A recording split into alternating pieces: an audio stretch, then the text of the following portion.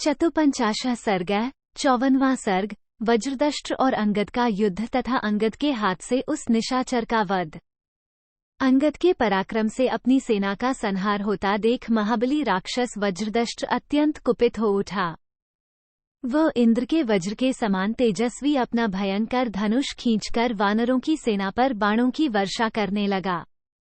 2 उसके साथ अन्य प्रधान शूरवीर राक्षस भी रथों पर बैठकर हाथों में तरह तरह के हथियार लिए संग्राम भूमि में युद्ध करने लगे।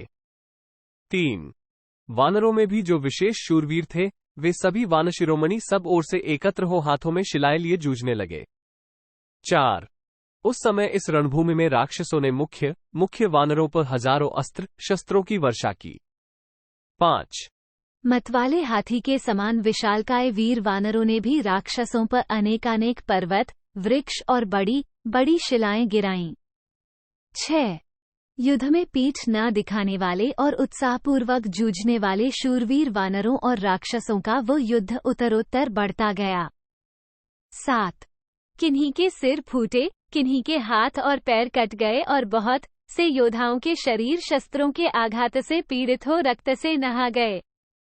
8 वानर और राक्षस दोनों ही धराशायी हो गए। उन पर कंक, गीद और कौए टूट पड़े। गीदड़ों की जमातें छा गईं।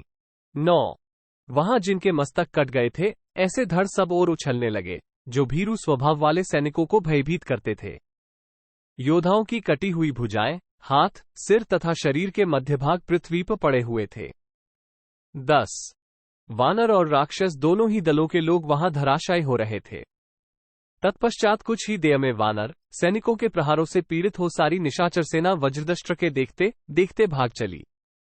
11:1/2 वानरों की मार से राक्षसों को भयभीत हुआ देख प्रतापी वज्रदष्ट्र की आंखें क्रोध से लाल हो गईं। 12:1/2 वह हाथ में धनुष ले वानर सेना को भयभीत करता हुआ उसके भीतर घुस गया और सीधे जाने वाले कंकपत्रयुक्त बाणों द्वारा शत्रुओं को विदीर्ण करने लगा। अत्यंत क्रोध से भरा हुआ प्रतापी वज्रदष्ट्र वहां एक प्रहार से 5, 7, 8 और 9 वानरों को घायल कर देता था। इस तरह उसने वानर सैनिकों को गहरी चोट पहुंचाई। 14:1/2 बाणों से जिनके शरीर छिन्न भिन्न हो गए थे वे समस्त वानरगण भयभीत हो अंगद की ओर दौड़े मानो प्रजापति की शरण में जा रही हो। 15 उस समय वानरों को भागते देख वाली कुमार अंगद ने अपनी ओर देखते हुए वज्रदष्ट्र को क्रोधपूर्वक देखा।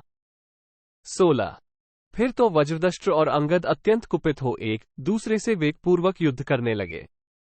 वे दोनों रणभूमि में बाघ और मतवाले हाथी के समान विचर रहे थे। 17 उस समय वज्रदष्ट्र ने महाबली वालिपुत्र अंगद के मर्मस्थानों में अग्निशिखा के समान तेजस्वी 1,00,000 बाण मारे। 18 इससे उनके सारे अंग लुहान हो उठे। तब भयानक पराक्रमी महाबली वालिकुमार ने वज्रदष्ट्र पर एक वृक्ष चलाया। 19 उस वृक्ष को अपनी ओर आते देखकर भी वज्रदष्ट्र के मन में घबराहट नहीं हुई। उसने बाण मारकर उस वृक्ष के कई टुकड़े कर दिए। इस प्रकार खंडित होकर वो वृक्ष पृथ्वी पर गिर पड़ा। 20 वज्रदष्ट्र के उस पराक्रम को देखकर वानशिरोमणि अंगद ने एक विशाल चट्टान लेकर उसके ऊपर दे मारी और बड़े जोर से गर्जना की। 21 उस चट्टान को आती देख वो पराक्रमी राक्षस बिना किसी घबराहट के रथ से कूद पड़ा और केवल गदा हाथ में लेकर पृथ्वी पर खड़ा हो गया। 22 अंगद की फेंकी हुई वो चट्टान उसके रथ पर पहुंच गई और युद्ध के मुहाने पर उसने पहिए, कुबर तथा घोड़ों सहित उस रथ को तत्काल चूर कर डाला। 23 तत्पश्चात वानरवीर अंगद ने वृक्षों से अलंकृत दूसरा विशाल शिखर हाथ में लेकर उसे वज्रदष्ट्र के मस्तक पर दे मारा। 24 वज्रदष्ट्र उसकी चोट से मूर्छित हो गया और रक्त वमन करने लगा। वह गदा को हृदय से लगाए 2 घड़ी तक अचेत पड़ा रहा। केवल उसकी सांस चलती रही। 25 होश में आने पर उस निशाचर ने अत्यंत कुपित हो सामने खड़े हुए वालिपुत्र की छाती में गदा से प्रहार किया। 26 फिर गदा त्याग कर वो वहां मुक्के से युद्ध करने लगा। वे वानर और राक्षस दोनों वीर एक दूसरे को मुक्कों से मारने लगे। 27 दोनों ही बड़े पराक्रमी थे और परस्पर जूझते हुए मंगल एवं बुध के समान जान पड़ते थे। आपस के प्रहारों से पीड़ित हो दोनों ही थक गए और मुंह से रक्त वमन करने लगे। 28। तत्पश्चात परम तेजस्वी वानशिरोमणि अंगद एक वृक्ष उखाड़कर खड़े हो गए। वे वहां उस वृक्ष संबंधी फल फूलों के कारण स्वयं भी फल और फूलों से युक्त दिखाई देते थे। 29। उधर वज्रदष्ट्र ने ऋषभ के चर्म की बनी हुई ढाल और सुंदर एवं विशाल तलवार ले ली। वह तलवार छोटी छोटी घंटियों के जाल से आच्छादित तथा चमड़े की म्यान से सुशोभित थी। 30। उस समय परस्पर विजय की इच्छा रखने वाले वे वानर और राक्षस वीर सुंदर एवं विचित्र पैंतरे बदलने तथा गरजते हुए एक दूसरे पर चोट करने लगे। 31। दोनों के घावों से रक्त की धारा बहने लगी, जिससे वे खिले हुए पलाश वृक्षों के समान शोभा पाने लगे। लड़ते लड़ते थक जाने के कारण दोनों ने ही पृथ्वी पर घुटने टेक दिए। 32। किंतु पलक मारते मारते कपिश्रेष्ठ अंगद उठकर खड़े हो गए। उनके नेत्र रोष से उद्दीप्त हो उठे थे और वे डंडे की चोट खाए हुए सर्प के समान उत्तेजित हो रहे थे। 33।